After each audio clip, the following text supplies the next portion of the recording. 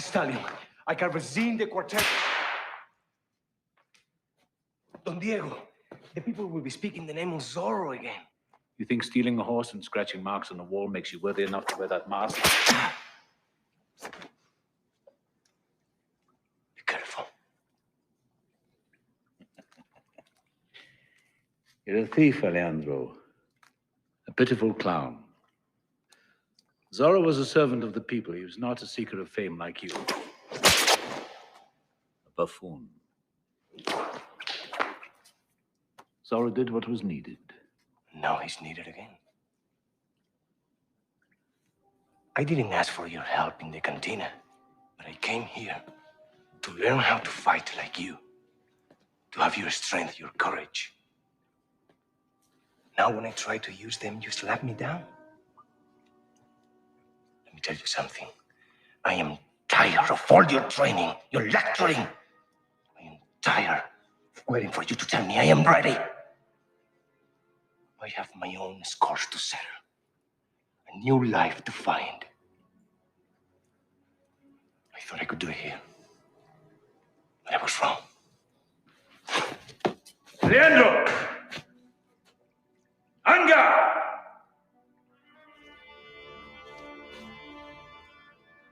Choose your weapon.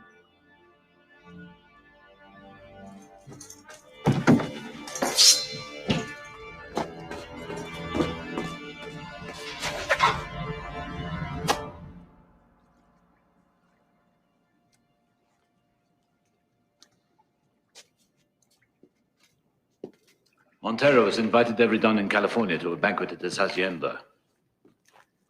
If you want to be of service, you can join them as a spy.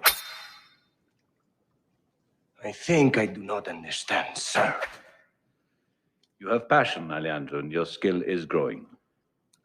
But to enter Montero's world, I must give you something which is completely beyond your reach. Yes? And what is that? Charm. And what is that?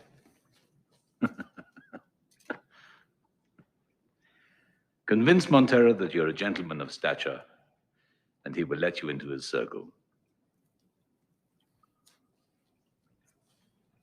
Me? A gentleman? This is gonna take a lot of work. Yeah. Welcome to the Superhero Cinephiles podcast. I'm your host, Perry Constantine. So there's a little bit of a schedule change. I had mentioned the last episode that we were doing a trio of Batman movies, but that one actually got delayed. But instead, we've got something kind of similar to Batman. We're talking about one of the precursors and another one of the Pulp characters. And when we're talking Pulp heroes, figured you might as well bring back the guy who knows a lot about it, and that's John Bruening. John, how you doing today? I'm good, Perry. How about yourself? Doing pretty good. So, like I said, today we're talking about Zorro films, and you had emailed me about doing a few different ones. And the one that really jumped out to me was one of the most recent ones, and that's 1998's The Mask of Zorro, with Antonio Banderas, Anthony Hopkins, Catherine Zeta-Jones, and directed by Martin Campbell. But before we jump too much into the movie, why don't you tell me a little bit about what your connection with this character is? Well, certainly he's a pulp character, and one of the earlier ones, actually. He goes all the way back to he first appeared as the lead character in a pulp story called The Curse of Capistrano, which was in All Story Weekly, written by Johnston McCulley, and that was in 1919. And he continued to write numerous Zorro stories all the way into the 1950s, I think. And then when he was done, a lot of other writers have picked up the mantle since then and have written a number of stories to the present day. If I'm not mistaken, I think Moonstone Books is currently getting ready to publish a Zorro story by my publishing partner at Flinch Books, Jim Beard. I don't know when exactly when it's coming out, but I think it's coming out sometime in the next few months. So clearly the Zorro legacy continues for a little over a century now. So right. So yeah. And the thing that always struck me about Zorro, is that he is very similar to the Scarlet Pimpernel, which was not necessarily a pulp character, but he was the title character in a very influential 1905 novel by Baroness Orczy. Yeah. And very much an influence on Zorro, I believe, in that he was the Scarlet Pimpernel was on the surface a sort of foppish and unmanly figure, and often regarded with contempt by the other male characters in the story. But his secret identity was very much a daring and courageous Avenger. So I think the Scarlet Pimpernel, which appeared a good 14 or 15 years prior to Zorro, certainly had a pretty significant influence on the development of the Zorro character when Johnston McCauley developed him. Yeah, I'd read that as well, by Emma Orczy, who did Scarlet Pimpernel, and that was first published in 1905. So yeah, about correct. Did I say 19? Yeah, 1905. I think in its first iteration, I think it may have been a stage play. I'm not certain about that. Yeah. But then there mentioned something about. I didn't know if that was the play was based. It just said like after her successful stage play. I wasn't sure if that was necessarily the same one or. I think it might have been. Okay. And she eventually like sort of transformed it into the prose genre, and it became a novel in 1905. And yes, that was in 1903. Was the play. Correct. Yeah. And what's I'm always kind of fascinated, I'm fascinated by a couple things. The fact that like her character was so influential on so many subsequent characters, especially in pulps and comics, not just Zorro, but also you have Clark Kent Superman. You have to some degree you have Bruce Wayne Batman. You have you could even make the let's see, there's Peter Parker in the 60s. You can even make the case that maybe to some degree Indiana Jones was somewhat influenced by the Scarlet Pimpernel, in that he is sort of a soft-spoken and retiring archaeology professor by day, but then he has this other alter ego where he is very much this adventurous explorer. Right. So the ripple effect of the Scarlet Pimpernel went well into the 20th century and beyond. And what's always interesting about that to me is few people recognize her and her influence on not just the genre of pulps, but also I would say comics, film, etc. She's often forgotten in spite of the fact that she made such an enormous mark on that kind of character. Yeah, it when you're talking about the double identity thing, that was the Clark Kent Superman was the first thing that kind of jumped out to me, that kind of like the mild-mannered reporter, and then becomes the Man of Steel after that, and then Bruce Wayne to an extent as well, and a lot of iterations. He has the billionaire playboy facade, where he's kind of like often portrays himself as kind of like bumbling or unknowing or ignorant or all that. When checked out. yeah. Also, I think you can make an argument for like Daredevil as well, with the whole especially in the early issues when he really played up the blindness angle. Sure. But that's something that has always been, and you're right. Basically, the superhero genre was essentially invented by a woman. So that's really interesting, especially in light of all the Comicsgate stuff and that goes on now. Yeah, absolutely. And it's a woman who is sort of forgotten in terms of her influence on the genre, which is I think more recently she's gotten a little bit more of her due, but it seems like for decades, if not a century, no one ever connected those dots. Yeah. And you're right. It was it was the dime novels, what they were called. So it was kind of like exactly the British equivalent of the pulps. Right. And then certainly, I know we're here to talk about one specific movie, but Zorro has been, he has been in more movies than I can count, frankly. At least, I want to say at least 10 feature-length films in the U.S. alone. Yeah. And then many more in not just in Europe and the UK, but also even like Turkey and India. He's certainly, Zorro has made his mark all over the world. Also a number of TV shows and animation as well. Animated, yes, absolutely. And he's been in comics ever since the 1940s or 50s. I think he became very popular in the late 50s with the Disney television series that ran for, I think, 2 seasons, starring Guy Williams. And I think Dell Comics was running a Zorro series in tandem with that show. So he's been all over the big screen, small screen, live action, animation. I think there were actually there were a couple of, if I'm not mistaken, there were some radio programs too. Yes, yeah. In the 1940s or 1950s, I think. Yeah, a couple short-lived radio dramas and audio dramas produced in the U.S. and the U.K. Some as recently as 2011 in the U.K. As we said, animated television. I think there have been some announcements in the last couple of years of a couple live-action television series that are currently in development, including one from Disney ABC. But I don't know the status of those specifically. But I have read that there have been a couple announcements of some television live action television projects.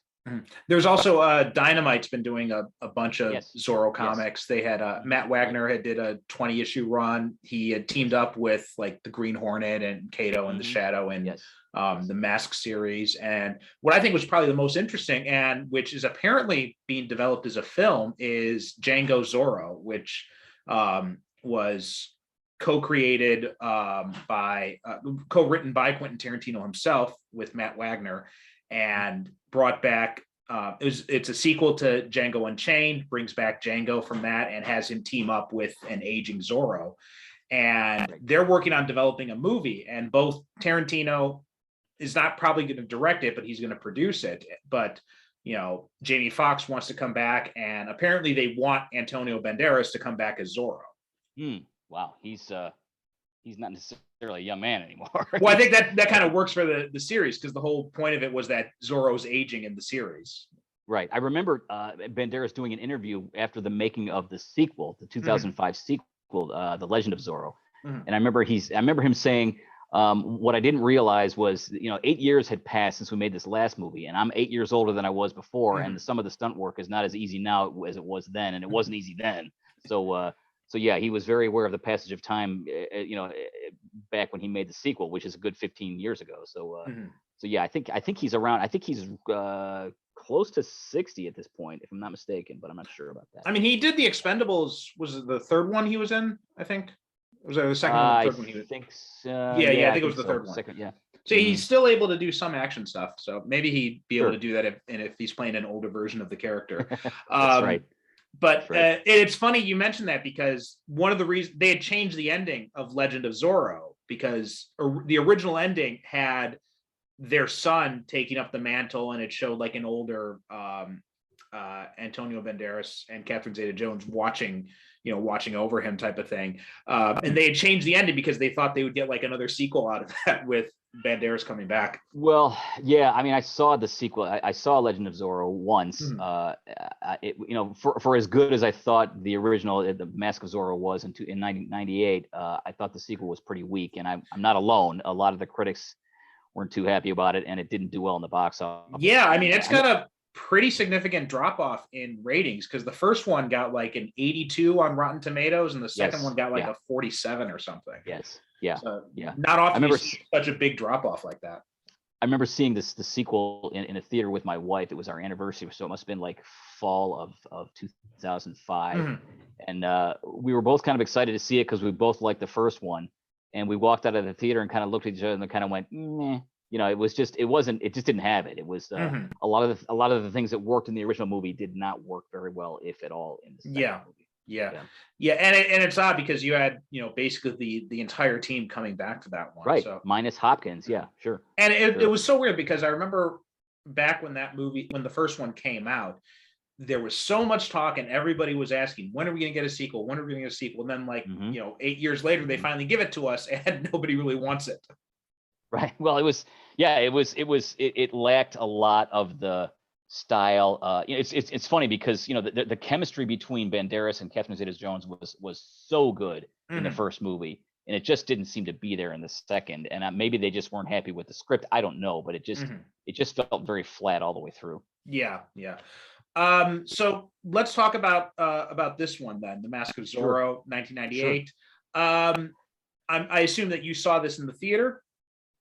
I did. I saw it right when it came out. I reviewed it actually for an alternative weekly newspaper I was working for at the time. It was one of the earlier movies that I ever reviewed, and I remember I did a lot of homework. I watched the 1920 silent version with Douglas Fairbanks, the Mark of Zorro. I went back and watched the 1940 version of the Mark of Zorro with Tyrone Power. I either before I saw the movie or right after, I actually found a paperback version of Johnston McCulley's original story, which was quite good actually. So I did my homework around this movie. So yeah, I did see it in the theater. It was a great experience. I didn't know what to expect. I wasn't really familiar with Banderas. I was to some degree, but not a whole lot. I had just seen Catherine Zeta-Jones 2 years earlier in the Phantom, which you and I discussed a couple months ago. Right. But I was excited about seeing the character on the big screen, and I was not disappointed. Yeah, I don't think I saw this in the theater. I saw it sometime afterwards. I'm not sure if it was like I think I'd seen it, rented it at one point, maybe like a year or two after that. And I remember really enjoying it at the time, and then rediscovering it on DVD a few years later, and you know, one of the used DVDs sales or something, and picking it up just with like a whole bunch of others, and then rewatching it and be like, oh wow, this is a lot better than I remembered. It's kind of like one of those movies that you kind of forget about. It doesn't like stick out in your mind. Then you rewatch it and you're like, how come, you know, more people don't talk about this movie? Well, you know, there's you know, I'm not going to lie. I think there are a couple things that don't work as well as they could, but for the most part, I think a lot of they are far outweighed by the things that do work very well. I think, as I said, the chemistry between Banderas and Catherine Zeta-Jones is quite good. You know, Anthony Hopkins is Anthony Hopkins. I mean, he was still coming up. He was still riding high. He had done Silence of the Lambs, I think, in '91, which was a good 6 or 7 years prior. But still, I mean, that movie catapulted him to pretty much icon status. So anything he did after that, people were watching very closely, and he did a great job, I thought, as the older Zorro who passes the torch on to Banderas. And, you know, so it was, that threesome was just a solid cast, and the supporting cast was also good. Yeah, I just I would say, you know, enjoyable is an overused word when talking about movies, but I would call it that. You know, it has a few flaws here and there, but for the most part, it's just a very, very fun movie to watch. Yeah. One of the things that as I'm rewatching it, I was thinking, I'm like, oh, I know this director, and it's directed by Martin Campbell, who he not only did this, but he also, you know, kind of relaunched James Bond twice, because he did GoldenEye in the mid '90s, and then when they rebooted the series with Daniel Craig, he directed Casino Royale.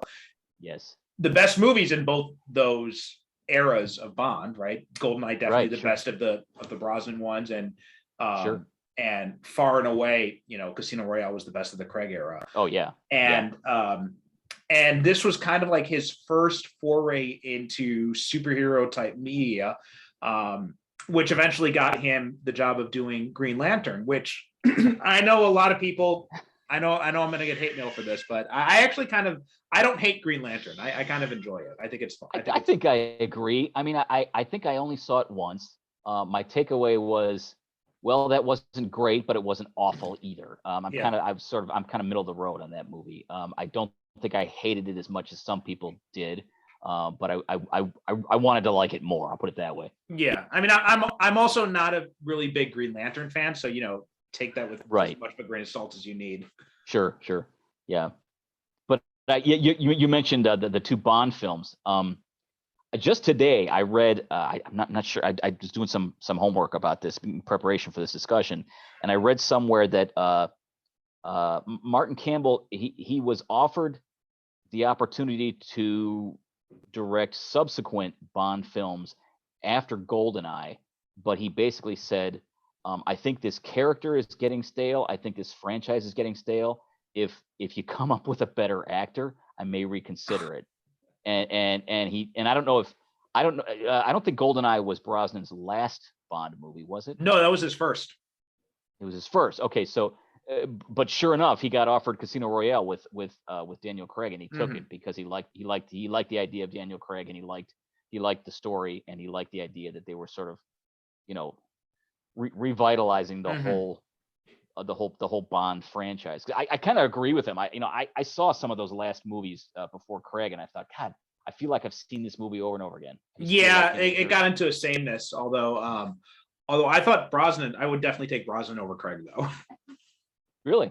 Okay. Yeah, just like Craig, he I was watching No Time to Die, a few weeks ago, and it's just, I don't know, like aside from Skyfall, his and Casino Royale, most of his Bond movies, they didn't really do much for me. I think like his take on the character was just kind of very dour, and it just wasn't very appealing. Yeah, I agree. And here's the part where I might get crucified or hate mail, but Mhm. I'm not a huge Bond fan. I mean, Okay. I've seen several. I would say I've seen most of the movies, Mhm. but I haven't seen all of them. So I can't say I've done the deep dive into James Bond 007. But where was I going with that? But I don't dislike Brosnan, but I thought Craig coming out of the gate was strong. He I was think really got a strong little in that first movie, yeah. But it right. seemed like I think he got tired pretty quick. I think very and quickly, yeah. I think he said so publicly. He basically, I think there were a couple public announcements. He basically said, "I'm getting tired of doing this guy, and it's time for me to step away." Yeah. But yeah. So I mean, every Bond actor has had his place. I think I like Craig more than you did, but Mhm. I see your point. I mean, they're very different take on the character. Yeah, yeah.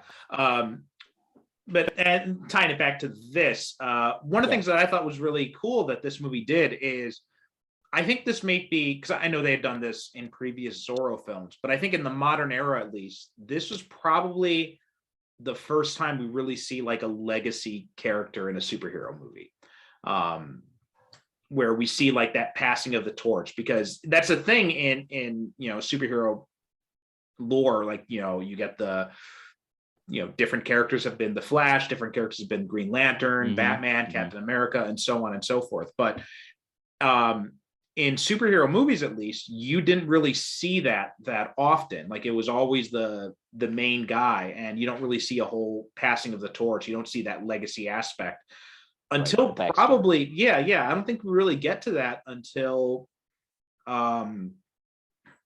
probably I want to say maybe Falcon and Winter Soldier. I mean, I'm sure I'm forgetting something, but I'm trying to think, and I can't really remember anything. Well, you raise an interesting point about the whole genre. I mean, if you really step back and look at it, and this is going to sound almost Jungian, but in almost every instance in this genre, in the superhero genre, the hero does not truly become the hero until the father or the father figure dies. Oh yeah, which I think is speaks somewhat to what you're talking about. The idea of the backstory, what the events leading up to the creation, the genesis of this hero. But I'm trying to think to your question: have we seen anything like that? Had we seen anything like that before this movie? And I off the top of my head, I can't think of anything. We were talking about the Phantom a couple months ago, and there's mention of the prior Phantom. He has those conversations with that's true. The spirit of his father, but that's almost sort of incidental to the story. Whereas in this movie, it's pivotal. It's integral to the story. Yeah, and I don't think we really, and like I said, I don't think we really see it again until Falcon and Winter Soldier. There's not really a whole lot of instances, unless you count if you're talking animation, then we see it in Batman Beyond. But other than that, it hasn't really been done a whole lot in at least in live action. Yeah, passing of the torch. I'm just trying to think of where we may have seen that in this, and I can't off the top of my head. I'm sure I'll think of something after we stop talking, but yeah, no, but I think you're right. I think this is one of the first times, if not the first time, we actually dig deep into that concept. And it's an interesting concept because they had done this apparently a few times in the movies. I'm not sure. Did they ever do that in the books? Do you know? There's certainly, I mean, in prior movies and in the books, there certainly are mentions of Zorro's father. You see him in the Tyrone Power version in 1940. I don't recall. It's been a long time since I've seen the 1920 silent version with Douglas Fairbanks. Even in some of the serials, there were a number of serials, Zorro serials that were made in the 1930s and 40s. And I think there's a couple. Let me see. I made some notes here. Let's see. Serial. There was one in 1947 called The Son of Zorro. George Turner it plays a Civil War era descendant of Zorro. The Ghost of Zorro, another serial in 1949. Clayton Moore, also known as the Lone Ranger, plays Zorro's grandson. So you have those instances, but those are serials. Those are lesser known, but I guess, you know, if you're gonna really look closely, I guess you could say that those are instances where we see Zorro as the descendant of a prior Zorro. Yeah, and it's usually a descendant. This time they bring in someone completely different, and right. And I didn't realize this until after I was watching the movie and I did some research. The character that Banderas plays, Alejandro Murrieta, he's the fictional brother because his brother Joaquin gets killed shoots himself when he gets captured in the movie. Right. And that's a real historical figure. He was kind of like he was like a Robin Hood type of character. Yes, I did some research about that too, and that's I had no idea, and I've seen this movie 4 or 5 times, and I had no idea that there was actually like a sort of a historical underpinning to those characters. I mean, you know, not just him, but also the character of Harrison Love, right? Because the real life Murrieta, who, you know, a lot of the details of his life are very sketchy. It's a lot more legend, I think, than real. But I mean, but as I understand it, Three-Finger Jack as well was a real person, although he wasn't American. He was Mexican, I believe.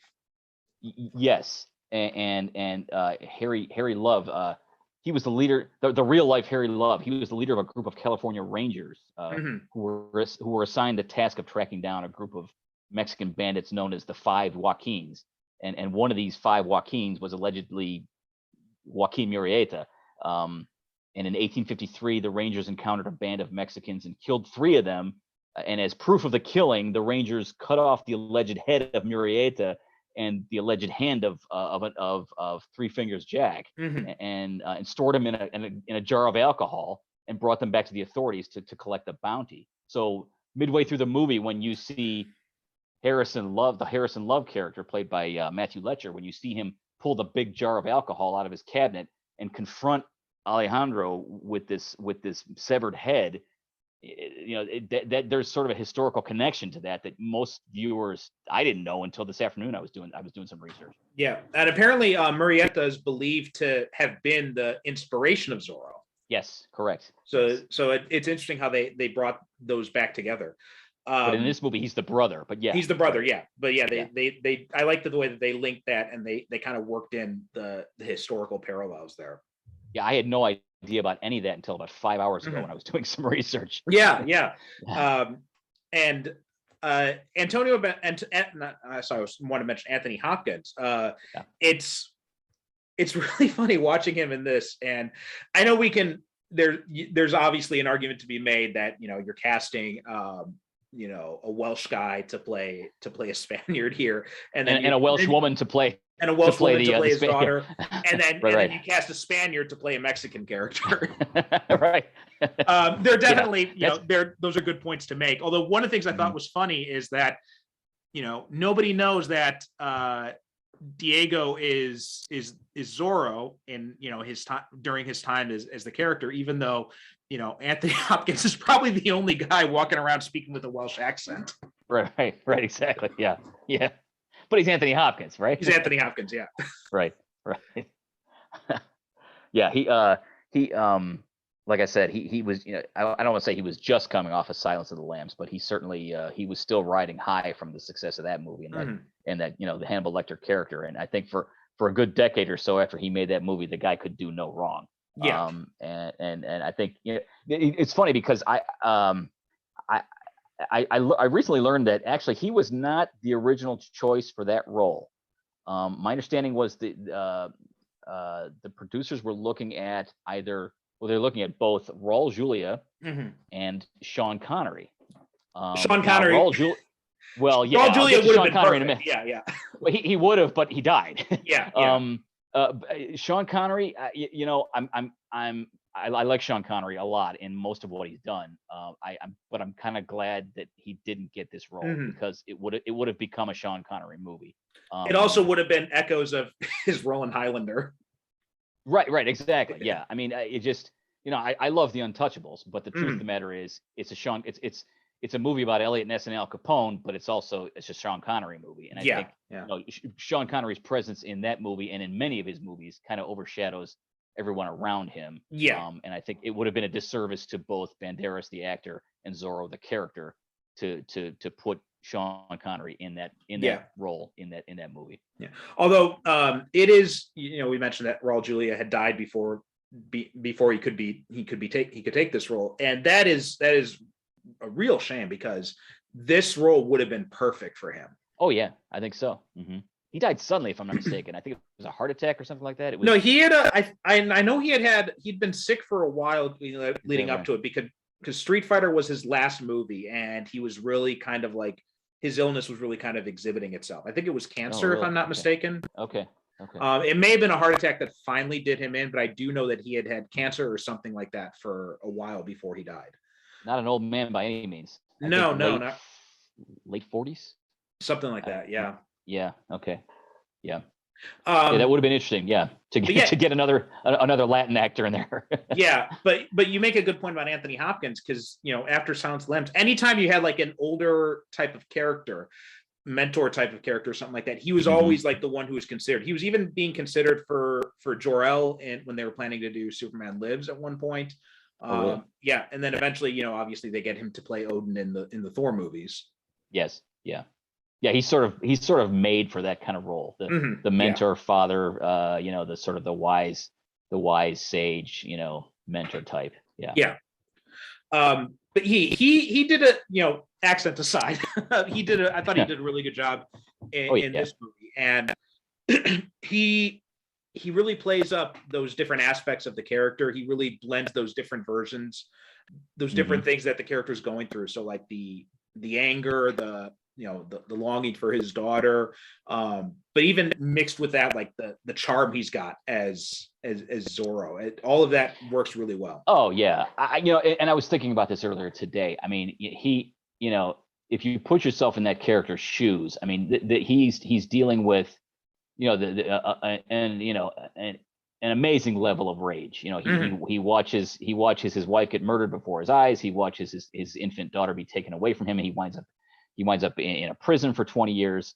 So, here's this character with this incredible amount of rage, and yet there's this I was struck by this very tender moment. He's in a stable, he's grooming a horse, and in walks Catherine Zeta-Jones, and he's trying very hard to have a conversation with her without just, screaming out the fact that, I am your real father, etc. And it's just, you can feel the tension and the sadness in him, like, I can't believe I'm here talking to my daughter, who I haven't seen in 20 years since she was a tiny baby. And as she says goodbye and walks away, he's practically in tears. It's just, the guy's acting chops are, top notch. And in a role like that, he does very well. That scene really, and maybe it's because, I hadn't seen this movie since I became a father, and, rewatching it now, and like, I felt for that scene a lot more than I ever had before, and I think that's a big part of that. Like this is, there are certain movies that I remember talking about this when we were talking about the Amazing Spider-Man movies, and the death scene with Captain Stacy, and how you watch it before you're a father, and that scene rings really differently to you compared to after you become a father. And I think this movie does the same thing. There are certain movies that after you've gone through that experience, you look at them in a very different light. Oh, anytime I see a film where children are being abducted, I never liked seeing that stuff. But once I became a dad, it was even harder to watch that stuff. There are instances where I can't even watch that stuff. I'm thinking of, not to get off track, but Mystic River, where Sean Penn's daughter winds up getting killed. And they find her at the bottom of a ravine. I think she's like 14 or 15 years old. And there's this moment where the police are down there huddled around this body, and he's on the other side of the street, and he realizes what's going on, and like his friends are holding him back, and he's running into the street. I remember watching it, and I was watching with my wife, and our daughter was very young at the time, and she just turned to me. She said, "You want me to turn it off?" I said, "No, keep going. It's good." And but yeah, I know that feeling very much. So it just it's harder once you become a father. It really is. And Antonio Banderas, like, again, ethnicity issues aside in the casting, Mhm. I'm hard pressed to think of someone who would be a better fit for the character of Zorro I because remember when it was announced, I thought the same thing. I thought, well, that sounds perfect. Yeah. mhm, yeah, because he's got. It's funny. The one scene that kind of jumps out to me is, well, the thing about Banderas is he's actually a really funny actor too. Oh, absolutely. I Yeah. think a Yeah. lot of people kind of like overlook that when they're thinking about it because he's very charming. He can be very dramatic, but he's also really good at the comedy aspect too. Like Absolutely. Yeah. the Yeah. first part where he's playing the kind of like foppish Alejandro before he gets to the training, it's Mhm. just a lot of fun to watch. Well, it just yeah, and you mentioned the word foppish, and he does a little bit of that in this movie, not as much as uh, Tyrone Power did in 1940. I mean, Mhm. Tyrone Power basically raised that foppish aspect to an art form. I mean, I still feel like that version has a little bit of an edge over this one because Tyrone Power, handled that role in some subtle ways that just were so good. But you're right. No, Banderas is, he and in some of the movies he's done since, both live action and animated, you really do realize that you're right. I mean, he's a very good comedic actor in addition to being a very good dramatic actor. Yeah.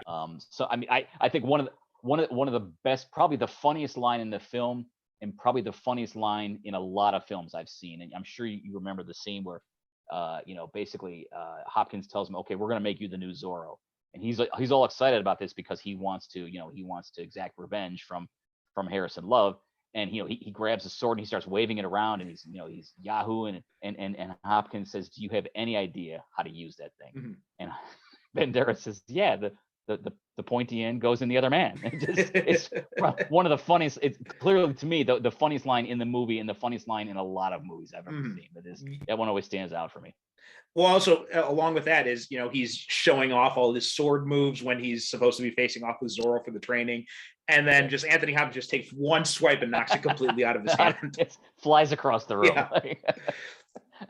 Yeah, it's great. But one of the funniest parts for me is when he tells Alejandro, he's like, we're gonna have to teach you how to become a gentleman, and in the very next scene, all that training is done because it's hard to imagine like Antonio Banderas having to go through a whole lot of training for that. To be charming, right? He's almost too good for the character Well, at that point in the movie. yeah, and I thought of that myself. I thought, this guy, when you first see him as an adult, when you first see Alejandro as an adult, it's this hairy, grisly Mhm. version of Antonio Banderas, and he's being dragged through the dust in the desert, and he's a bandit, he's a thief, and he's beyond rough around the edges. And in a matter of maybe like 30 or 40 minutes of film, maybe not quite that much, I don't know, but he's this very charming. He shows up at the bank. He basically crashes the party. He shows up at the Mhm. banquet of Don Montero, and he's just so smooth. He's just a smooth customer. And you're right. It's just sort of like how how did he pull that off in a short time like that? But then again, he's Banderas, so yeah. Yeah. Yeah, especially the dancing, and I'm like, I don't think that that Zorro taught him how to do that part because it No, just no, seems I to don't come out think of so. nowhere. Because even Yeah, even Anthony Hopkins got to look surprised when he sees it. yeah, yeah. He does that double take from the balcony, Mhm. like wait, that's him. But it's funny because the dance scene is one of a couple different Zorro motifs that keeps showing up in different film versions of this character. There's a very well choreographed dance scene in the Tyrone Power version. I think there's a dance scene in the Douglas Fairbanks version. I'm not sure. There's a scene uh, where Banderas does a quick sleight of hand trick and he pulls a rose out of his sleeve and hands it to Catherine Zeta-Jones. Mhm. He does similar sleight of hand magic in the 1940 version. He does similar sleight of hand magic in the 1920 version. So there's these little touchstones that the filmmakers keep coming back to. Like, yeah, Zorro does magic. Zorro's a good dancer. Mhm. There was another one. There's a sword fight in this movie where, and I don't remember who it's between, but one of the rapiers it slices some candles, and you see a very similar scene like that in the Tyrone Power version. It just again, it's another callback to an earlier version of this story from what 80 years ago. So Mhm. yeah. Yeah, and And I think I'm not sure because you said that Tyrone Power had played up the foppish angle. And one of the things I thought, and after hearing you say that, and then thinking about that banquet scene, and I'm not sure if this is actually intentional or not, but I got a lot of Bruce Wayne vibes from the way he plays like the gentleman type of character. Yes, I agree. So I wonder if there was a lot of influence from the more successive Zorro successors, so to speak. Well, in the Tyrone Power version, he really like there's a moment in that version where he shows up from Spain and he is told by somebody, I can't remember who, that basically, here's the situation. Your father's been sort of ousted from power, and these corrupt, these corrupt men have sort of taken over, and the camera goes tight on Power's face, and you can see it's fascinating to watch, and I recommend it if you haven't seen it. He does this thing with his face where you can see the whole plan falling into place behind his eyes in a matter of, I'm going to say 3, maybe 4 seconds. And then from that moment on, he is this sort of like foppish, waving his hanky around, talking about, flower. It just, from that moment on, he is instantly this sort of, shy, retiring, I don't want to get my hands dirty. Oh, this dreadful Zorro character. What's he all about? And even to the point where his own father is like, who are you? You're not my son. I didn't raise you like this. And and he's so good at it for the entire movie that he fools everyone, almost to the point where he's fooling you, the viewer, because he's it's just so, these characters are so dichotomous and they're played by the same person. If you haven't seen it, I recommend it, because I think Banderas does a little bit of it in this film, but I think Power really takes it to a next level throughout the entire story. Yeah, I think. I think it's hard for Banderas to kind of turn off the charm in that kind of situation. Right. Exactly. Well. Yeah. But I there was a little hint of that. I think it was, and that was probably a callback to the Tyrone Power stuff when he's saying that all this running around and jumping on horses gives me a headache. Right. Exactly. He says something about. I think he refers to him as a dreadful character. Or something like that. But yeah. Right. Call back to that. It wasn't as extreme as Power did it, but certainly a sort of a nod to that. Yeah. And Catherine Zeta-Jones, like we talked about her in, as you mentioned, The Phantom, and this was like her second really kind of big role in. I think this was her breakout. I think this was the movie that really put her on the map. I think so too. Yeah. I don't remember hear much of her before this movie, and then after this movie, she was like everywhere. Yeah, exactly. And for whatever reason, we talked at length about The Phantom. It was a different kind of movie, but this movie had broader appeal, so a lot more people saw this movie. A lot more people saw her in this movie, and I didn't. What's interesting, I assumed, because she did the accent very well, I assumed she was Spanish, and apparently a lot of people did, because I saw her do an interview a few years later, and she joked about that. She said after I did Zorro, Hollywood just assumed I was Spanish, and I'm not. I'm Welsh, and I thought that was funny, because I kind of did myself. And she obviously she was not, and but she pulled it off. She had this, she did the accent very well, and she looked, she looked like she could have been. It just, the way she dressed, the way her hair was done, it just, I think she fooled a lot of people. She did, yeah. I definitely remember being surprised when I saw her in another movie and she was speaking with a Spanish in the British accent, and my first thought was, why is she doing a British accent for this part? Yeah, exactly. Yeah. But yeah, apparently there were other. Apparently Isabel Scorupco, who previously mentioned Goldeneye, she had screen tested for this. Also, Salma Hayek, Jennifer Lopez, and even Shakira also screen tested for the role. Wow. Okay. So Shakira was not well known in 1990. No, I was gonna say like that. Yeah. I don't think I really heard of her until probably about like early 2000s. Mm-hmm. The one thing about this movie that strikes me occasionally, and I say occasionally, and I mean it, it's not very often, but there are moments in this film it suffers a little bit from the same dynamic that we talked about relative to the Phantom, in that it occasionally I don't know if it's Martin Campbell, I don't know if it's the screenwriters, but occasionally it's not sure whether it's a dramatic film or a comedic film. I think there's less of, I think there's more of that in the Phantom, although yes, I definitely, by far, yeah. There is a little bit of that in here, I think. Yeah, I yes. think you're definitely right. Yeah, not much. There are a few instances where, again, I think of the scene where Harrison Love confronts Murrieta with the severed head of his brother. Mm-hmm. I mean, that to me is like that. That is a pivotal moment in the story, and that's like that. That is the most memorable. I mean, that's when you realize this. This is not just a villain. This is a sociopath. Yeah. And that's a pretty dark place to go in a film that is also peppered with moments of comedy as well. Mm-hmm. And it just like you said, it happens occasionally, not as much as it did in the Phantom, but it does happen occasionally, but not enough to mar the film in any way. I think the most it happens is more in the first half of the film. Yes. Like the scenes when Murrieta is going out as kind of like the proto Zorro. I think there's trying to figure out what does it mean to be Zorro. Yeah, I'm going to steal a horse now. Yeah, right, exactly. Yeah, I agree. That's when it really kind of gets it. I found myself kind of like drifting to my phone during those scenes because they were fun, but it was just kind of like it didn't fit with the tone of the rest of the movie. It felt a little. I think that's what I'm trying to say.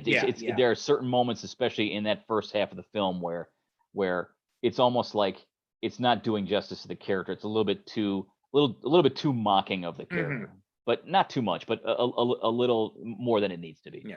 Once we get past the training, I think from the banquet on, the movie really finds its footing. I think that's like the pivotal part of the movie, and that's when it really kind of like settles into what it's going to be. And from then on, it's just gravy all the way through to the end. And I think when Montero takes all the other Dons, including Murrieta, out to the mine to see what he's up to, right? And that's when Murrieta has this moment where like it's no longer just about me and my personal vendetta. This is an evil human being who's doing evil things to other innocent human beings. That to me is the moment when he's no longer just a figure of vengeance. Now he's a figure of justice. Yeah. Which, he makes this realization. You can almost see it in his face where it's like I can't believe what I'm seeing here. This, he's made slaves of these people to mine his gold, and he's dehumanized them to the point where like he's just gonna dispense with them when he's done. That to me is a really important moment in the story. I agree. It's the second half really is much stronger. Yeah, you mentioned about Tyrone Power and how you saw in his face how like the entire plan comes together. And when you said that, my first thought was that scene, because you do kind of see that in Banderas's not so much a plan coming together, but just like that kind of like change when like you said perfectly, he goes from being a figure of vengeance to a figure of justice. Right. Which to me is this just like those are the best moments of stories like this, of the superhero genre, when the character realizes this isn't just about me. It's still about me, but it's also about something much greater than me. That's the great moment for me. Yeah. Now Stuart Wilson, who plays Montero, apparently originally Armand Assante had been cast in the role, but had scheduling conflicts. But I don't, you know what, the entire time I was watching him is I kept thinking like, it feels like they want him to be Alan Rickman. Because now they mention, he's certainly, yes. I mean, there's certainly the look, the voice. Yeah, I hadn't thought of that, but yeah, I see your point. There's something very Alan Rickman about him, a la like in the same vein as what he played Sheriff of Nottingham. Rickman played Sheriff of Nottingham in Prince of Thieves, Robin Hood, Prince of Thieves. Right, sure. That's exactly what I was thinking of. When he first appeared on screen, I'm like, wait a minute, is that Alan Rickman? He gives a very, it's like he's like trying to do an Alan Rickman in Prince of Thieves in a way. Although Alan Rickman was much more theatrical and over the top, and that kind of pulled me out whenever Montero was on screen, because I just kept thinking like, man, imagine if Alan Rickman had played this part. Well, yeah, but I guess I go to the same place I go to when I said what I said about Sean Connery. If you had put Alan Rickman in that role, it may have become too much about Alan Rickman and not about the character anymore. Yeah, that's a good point. Yeah, there's a funny. I don't want to say funny. It's not a fair word, but there's a scene. I'm sure you remember it. When the older Zorro, Hopkins, he basically burns an enormous Z in the hillside, and it's basically it's a message to Montero, like Zorro's back. You better get ready. You better deal with it because Zorro's coming for you. In whatever guise, whether it's me or my young protege, Zorro is coming for you. And Harrison Love goes to the window and he sees this. I think they both see it through the window, and suddenly Montero's all agitated. And Harrison Love says, I don't understand what you're so concerned about. He's just one man. And Montero says, he's not just one man, damn it, he's Zorro. And it's funny because that could be perceived as a very cheesy line of dialogue, but for the 12-year-old me watching that film, of course I was like in my 30s when I saw it for the first time, but like a line like that always pushes my buttons because it's like it's this recognition that the villain realizes I'm not dealing with just a person, I'm dealing with an idea, I'm dealing with like something bigger than a person. This is again, the difference between vengeance and justice. It's just like he's basically saying this person is a representative of all people, and I'm not dealing with just this guy. I'm dealing with the will of an entire group of people now, and I have to fight that battle, not just one guy with a hat and a black cape and a sword.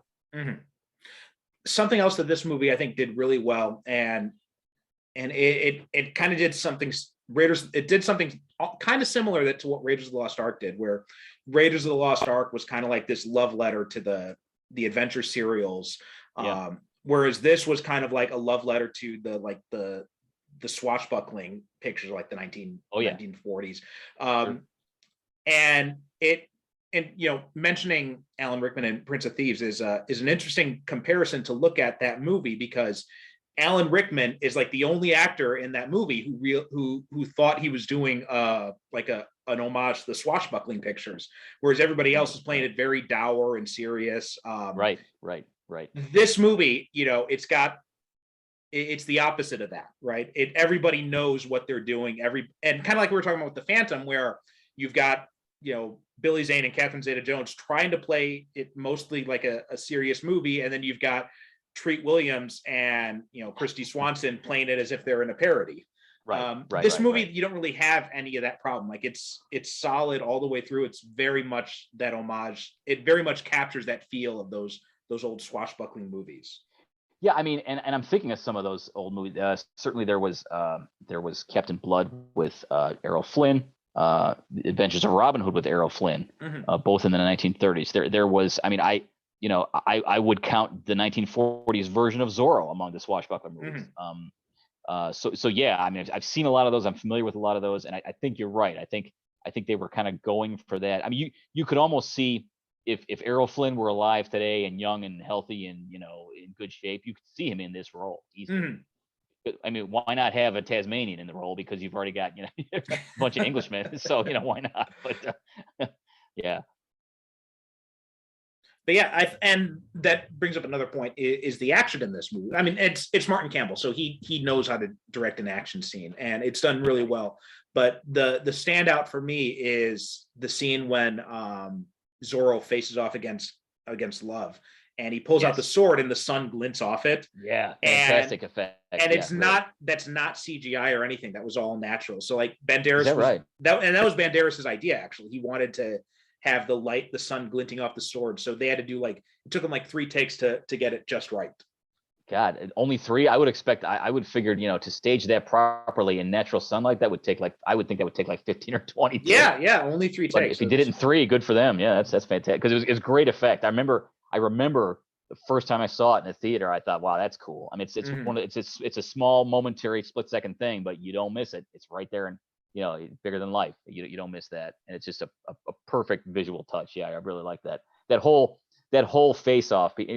What I liked the thing that Campbell did really well, I thought, was you basically had these two heroes confronting their nemesis at literally the same time, within probably within like 100 yards of each other, each fighting their own war for their own reasons, but like it's sort of in parallel, but also like it's all intersecting in this one place, in this one time, in this one moment. And yeah, it's like there are so many, like, I want to say, false endings to that battle. Just when you think, the hero has the villain licked, there's always some trick that they have up their sleeve. I think it happens like 3 or 4 times in each case. And it draws out the action, and it draws out the suspense, but it's done well. One of the parts that really jumped out at me is when Diego is fighting with Montero, and he shouts to Elena to get the people out, and it's just this one small line. It's like a blink and you miss it type of thing, but it says so much about his character in that moment that I realize on retrospect, because earlier there's that whole talk about, well, are they fighting for justice or are they just fighting for revenge? And Diego proves in that moment that he's still fighting for justice too, because he's concerned about the other people. And I thought that was a really nice touch.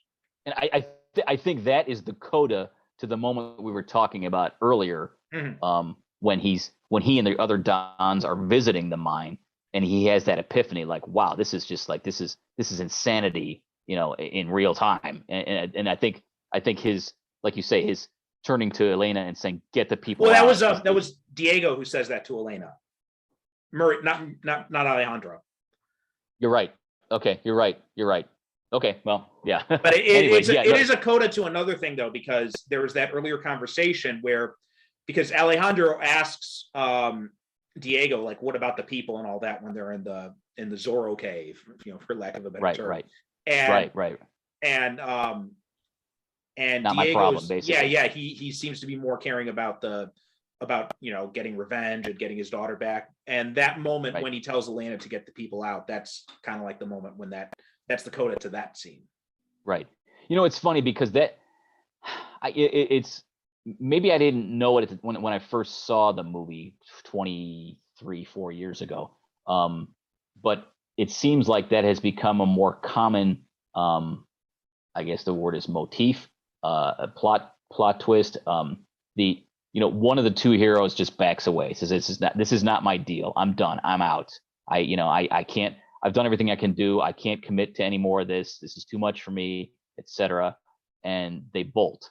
And then, but in the third act, guess who shows up when the chips are really down? It's that one character, that one hero character who thought they wanted to walk out on the whole situation, but realized they couldn't. Right, like the Han Solo moment. Right, exactly. Yeah, and it just, I've become more aware of that storytelling style than I had been, say, 30 years ago. But I think this movie is a really good example of that. For the reasons you just said. Don Diego is basically, it's like, I'm just here to get my daughter and get my life back. Yeah, and I'm done. I'm out. And which is really, it is. And Alejandro's response to that is sort of like disbelief, like shock, like I can't believe you've brought me this far, and now you're going to walk away. Yeah, and you the viewer kind of go there with him, because it is kind of surprising to hear Don Diego say that, because he was the one who's so committed to making sure that all the scales are balanced. Right. So it's almost like the thief and the bandit becomes the real hero, and the guy you thought who was the real hero is basically ready to bail at a moment's notice. Yeah. Something else too that jumped out at me rewatching this movie is the way that Diego reacts when he sees Alejandro and Elena together. Because in a lesser movie, I think they would have played up the whole, overprotective father angle, where it's like, you're even though you're Zorro, you're a bandit, and, stay away from my daughter type of thing. But you never get any of that in this movie. You don't. Because, you see him, like, at first when he looks kind of surprised to see them dancing, but then he smiles. I was going to say happily surprised. Yeah, exactly. Yeah. It's like I said this before. He's up on the balcony. He's posing as the footman, and he looks over the balcony at dancing going on the floor below him, and it's like a double take that he does. And you're right, you almost expect him to just sort of roll his eyes, like, what the hell is he doing with my daughter? He's here on a mission, a fact-finding mission, and he's dancing with my daughter. But you're right, he smiles, and it's almost like he knows intuitively, of course, this is, I have this high-spirited daughter, and I've taken on this very high-spirited protege. It just stands to reason that they would wind up together, because that they're sort of like, two sides of the same coin. Yeah. And I like that the movie avoided that kind of cliche of, yes, the you're not good enough for my daughter type of thing. Because I that's a trope that, gets really old. So I'm really glad that they avoided that. Or you're not good enough for my daughter until you prove to me otherwise. Right. La Captain Stacy in the Spider-Man film. Well, I thought Captain Stacy, I thought it was a different thing, because they're on the surface you might think that, but there are a few scenes where they give a little more context to him, and like he walks in on Peter and Gwen in the room, but he doesn't say anything, right? He just kind of like looks at Gwen. He's like, hey, I'm trusting you, right? It's just kind of like, and then later when Peter comes to him all panicked about Kirk Connors, and Stacy kind of shoos him away, but then after that he turns to the other guy and he says, get me everything you have on Kirk Connors. Right. So, I don't want to admit that I trust this kid, but I trust this kid. Right. There are these little scenes that add a little bit more context to that relationship. Right. So I thought that was really well done in that movie. And you can go back and listen to when Kellen Conley and I talked about Amazing Spider-Man, because we specifically talked about those scenes. But that got me thinking again about this movie. Those scenes took me back to that movie, because again, they had kind of sidestepped that typical cliche of you're not good enough for my daughter or anything like that. Right. It would have been too easy and too predictable. Yeah. Anything else you want to mention about this movie? Like I said at the outset, it's a, like any movie, there are very few movies that have no flaws, if any. But right. The good far outweighs the bad in this film. It's funny because the director, Martin Campbell, his resume is all over the place. If you look back, I mean, it goes back to the mid '70s. He started out doing like British sex comedies, and then he took like a 12-year break, and then he was doing legal thrillers for a while. He did a sci-fi film in 1994. Then he did the Bond movies. He's done a number of action thrillers. His resume is kind of diverse and a little uneven, but yet none of that is problematic here. I mean, he clearly seems to know what he's doing in this particular film, at least, and like we said earlier, that there are the occasional comedic moments that to me don't always ring as true as they could, or maybe they're unnecessary, but the good far outweighs the bad here, and I think the movie really does justice to the character and the legacy of the character, and I think it stands up well with the other classic films about this character. It's a different take from Tyrone Power, but it's an excellent take, and it's a story well told. I own it on disc. I've watched it at least 4 or 5 times now, including just 2 nights ago. It's a good movie, to keep going back to every few years. Yeah, I agree. And talking about Martin Campbell, whenever I rewatch this or GoldenEye or Casino Royale, to a lesser extent as well, Legend of Zorro and Green Lantern, I do think, I wish we'd get to see a little bit more work from him. I wish he got, a bit more of his due, because I think he does deserve a lot more credit than he actually gets, because, I mean, these are, two franchises that he basically kind of, resurrected. Yeah, sure. One of them he had resurrected twice. Right. Yeah, with 2 different actors. Right. Yeah. Exactly. Yeah. And 2 very different takes, right? Because GoldenEye was very much like the classic Bond take, but modernized, whereas Casino Royale was, kind of like eschewing the classic elements and kind of a very darker take on, and he excelled in both of them. So I really think those 2 movies. And then you see something like this, where it's like this callback to the swashbuckling pictures, and it shows like, how much range he has in these 3 very different action movies. Right. And again, I think it speaks to the diversity of his resume. You know, he's done.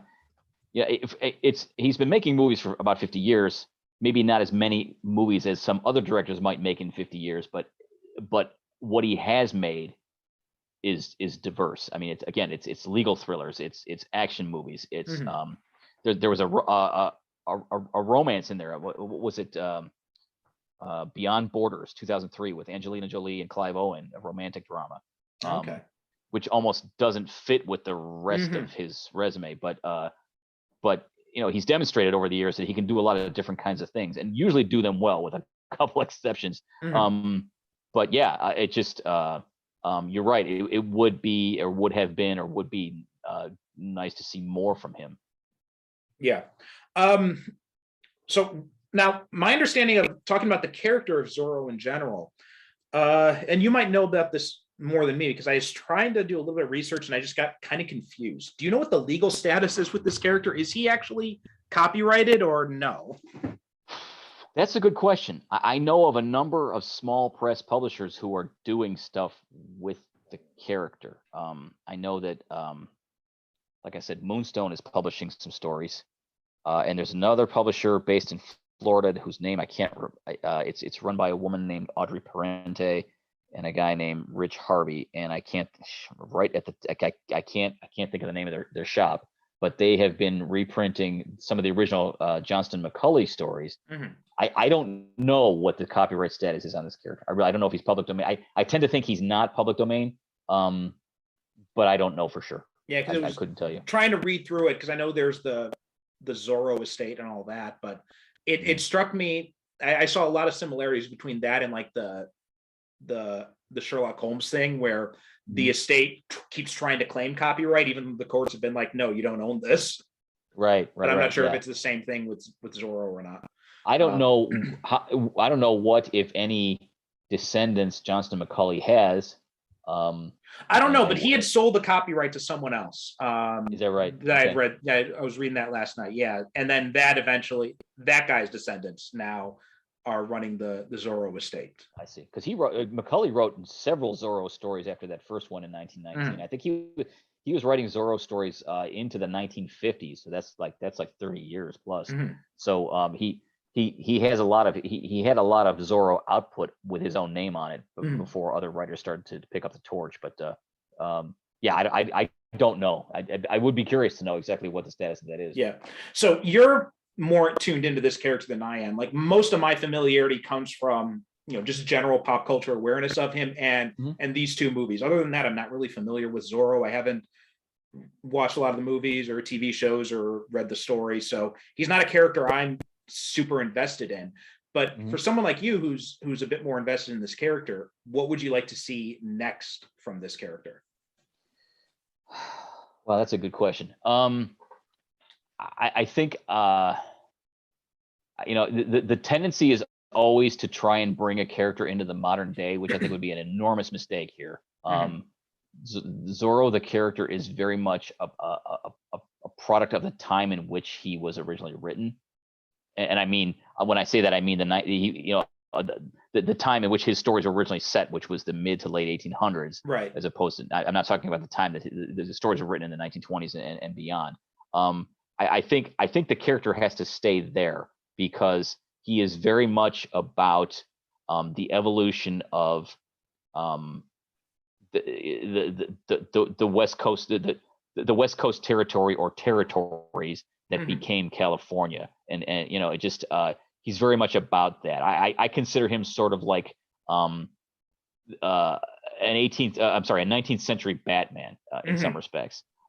He has been called, well, I mean, the real life Murrieta has been called you know, the Robin Hood of California, right? I think, you know, whatever gets done next, I would want it to stay in the time period in which the character was originally conceived, because he's very much about that part of, you know, the evolution of California and Mexico, and to take him out of that and put him somehow in the modern day, or make his great grandson, who is now, you know, fighting bad guys in Arizona or New Mexico. I just think that would be a bad idea. So I guess I'm telling you what I don't want to see. I'm not sure what I'm not sure what, more specifically what I would want to see, but I at the very least I would want him to stay in the period in which he was originally conceived. Yeah. Well, I mean, it wouldn't make a whole lot of sense to when you have so many other analogs in a modern day setting of Zorro. So I don't really know what he would add to that if you brought him into a modern day setting. Right. He'd essentially be Batman, I think. Right. Just, yeah. In some respects. Yeah. So it's a good question. One thing I would definitely want to see is, after reading about it, and I haven't read this comic book, but I think the Django Zorro thing is really interesting. I think that would be really cool to kind of see, like, if they could get Banderas back and have him teaming up with Jamie Foxx's Django. I think that would be really interesting to see on the big screen. Well, and I think whenever you take a historical, a fictional character in a specific historical chapter of history, whenever you can connect that character to actual historical figures, as was done in this film, that's always intriguing to me. It's like, can you connect this fictional characters to people and events that were actually in existence and taking place at that time? That's when that's when I think it gets really interesting, when you're a piece of fiction and your fictional character are moving through time against a backdrop of events that really did happen in the history books that we know, that we read. That's when I find that's really good storytelling, I think. I think too, something I would like to see is, beyond the Django team up idea, is just and this ties into what you're saying about the history of it, is tying into a lot of, anti-colonials type themes. I think that's something that's really embedded in the character, and it's not something that I don't think is really, at least from my understanding, it's not something that's really played up a lot. So I think I'd be really interesting to see something that plays more into those types of themes and focuses on those aspects of it too. Yeah, I think the one of the premises of this movie is that Diego de la Vega, the Anthony Hopkins character, he is a Spanish-born nobleman who's fighting against the Spanish. He's fighting against his own people in the Mexican War of Independence. So, like, I find that interesting. It's just basically, he is just, in a sense, he has sort of renounced his own heritage because he believes strongly enough in this new world and the people who inhabit it, that he's willing to fight against his own people as part of that, as part of that experience. Something that's also interesting that this movie does is, because, in a way, that's kind of a white savior narrative, because you got the European guy coming in to save the poor indigenous people. But this, in a way, it kind of flips it, but it kind of doesn't, because you got a Spaniard playing Alejandro. But it is that same type of idea where you've got a Mexican character taking up the mantle. And I think that's a really cool aspect of the character. Yeah, basically, the mentor is a Spaniard, but the protege is a Mexican. Yeah. And it's an interesting, it's an interesting cultural balance there, considering what was going on at that point in history. In that region of the world. Yeah. See, I think playing up some of those aspects, I think, would definitely be interesting. Bring back this idea of, Mexican independent taking up the mantle of Zorro. I think would be pretty interesting too, something like that, and have it played by an actual Mexican guy instead of Spaniard playing a Mexican. I think that's a lot more likely to happen now than it was 25 years ago when this film was made. Well, I think I don't think this movie gets made unless you have the kind of talent behind it. Like, unless you have Antonio Banderas signing on, unless you have Anthony Hopkins signing on, I don't think this movie gets made. No, I think you're right. I think there's a whole conversation around that we don't need to get into. But yes, I think you're absolutely right. I think there's still some reticence on the part of Hollywood to go there. Less so now than maybe 25 years ago. Yeah. Or certainly in 1940, when Tyrone Power, who's about as white as it gets, played the role. But there is still some reticence. But I think we're moving in a direction where you might be more likely to see it than you were. Yeah. Okay, John. Anything you want to promote before we close up here? Wow. I guess I would just sort of re-promote what I mentioned last time I was on the podcast. We had at that time released, and when I say we, I'm talking about Flinch Books, I am one half of Flinch Books, which is a small press operation based here in Ohio. It's myself in Cleveland It's my partner, Jim Beard, in the Toledo area. We are both writers and editors. And our latest project, last time we talked on this show, Perry, was an anthology called Blood on the Blade. It's a sword and sorcery anthology. It had just come out at the 1st of December. And 2.5 months later, it's still doing very well. It's a really nice collection. It's getting a lot of good response on Amazon and Goodreads. 10 stories of slashing swords and sinister sorcery. 10 really great authors that we assembled. And as I say, it's doing well, getting a lot of good reviews. We're still very happy about it. That is really like our latest project out of the chute is that. And I will also say that I am currently working on the 3rd book in the Midnight Guardian series, which should be out. And I say this with fingers crossed, should be out by August. So that's the hope right now. I'm knocking wood as I say that, but that is my current project. And I'm working feverishly to get that done and have that out by late summer. So those are the hot projects right now. Okay, great. For my part, if you're on Amazon, if you're using the Kindle Vella program, which I think is only open to people in the US right now, I do have a sci-fi serial called Corsairs. You can find that out, information about that on percivalconstantine.com. And as for this show, superherocinephiles.com is the website, Super Cinema Pod on both Twitter and Instagram. And please be sure to like and review us on Apple Podcasts or anywhere you get your podcasts. John, thanks so much for coming on. We'll have to have you come back on again some point. I appreciate it. Look forward to it. Anytime. Thank you. Okay, that does it for us, and we will talk to you next time. You have been listening to the Superhero Cinephiles podcast. Follow us on Twitter and Instagram at Super Cinema Pod. Join our Facebook group by searching for Superhero Cinephiles, where you can interact with us and other superhero fans. If you'd like to support the show, you can become a regular supporter at Patreon or make a one-time donation through PayPal, both of which can be found at our website, superherocinephiles.com. If you buy or rent any movies through the Amazon links at our site, it helps support the show. Please be sure to rate and review us on Apple Podcasts or wherever you get your podcasts.